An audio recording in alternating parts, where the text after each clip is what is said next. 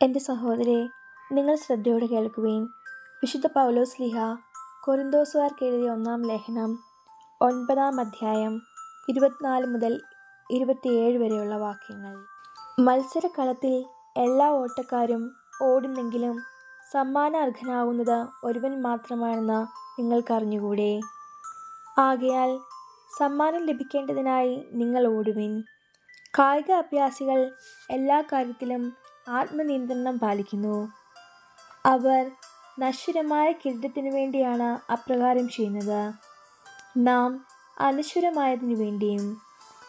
ഞാൻ ഓടുന്നത് ലക്ഷ്യമില്ലാതെയല്ല, ഞാൻ മുഷ്ടിപ്രയോഗം നടത്തുന്നത് വായുവിൽ പ്രഹരിക്കുന്നത് പോലെയല്ല.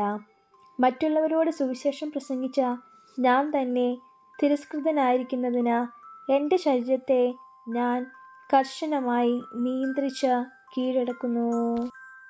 ദൈവമായ കർത്താവിന് സ്തുതി. എൻ്റെ സഹോദരേ, നിങ്ങൾ ശ്രദ്ധയോടെ കേൾക്കുവിൻ. വിശുദ്ധ മർക്കോസ് അറിയിച്ച നമ്മുടെ കർത്താവ് ഈശോമിശിഹായുടെ പരിശുദ്ധ സുവിശേഷം, അധ്യായം 12, 28 മുതൽ 34 വരെയുള്ള വാക്യങ്ങൾ. ഒരു നിയമജ്ഞൻ വന്ന് അവരുടെ വിവാദം കേട്ടു.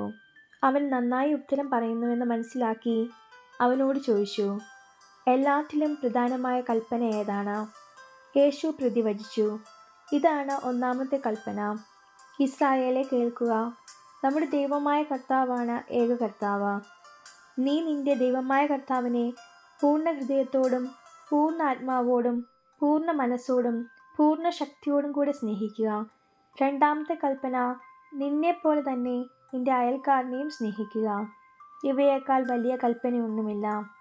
നിയമജ്ഞൻ പറഞ്ഞു, ഗുരു, അങ്ങ് പറഞ്ഞത് ശരി തന്നെ.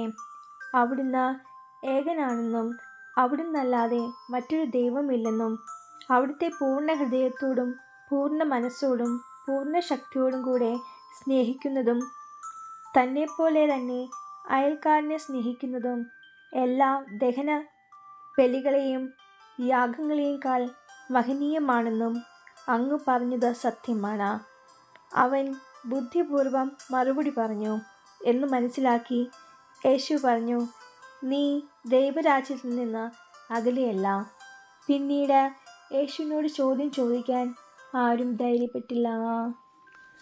നമ്മുടെ കർത്താവായ മിശിഹായ്ക്ക് സ്തുതി.